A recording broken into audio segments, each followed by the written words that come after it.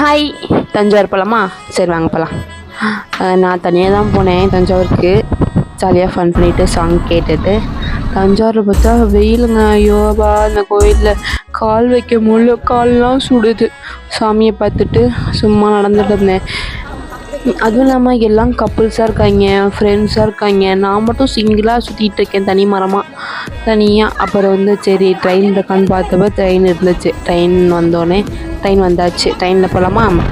ட்ரெயினில் செம்மையாக இருந்துச்சு. நான் இந்த மாதிரி கதவுகிட்ட நின்றுட்டு வந்தேன்னா வேறு லெவலு. சும்மா செம்மையாக இருந்துச்சு. அப்படியே சைட் அடிச்சுட்டு லைட்டாக அப்படியே செம்மையாக பண்ணிட்டு இருந்தான்.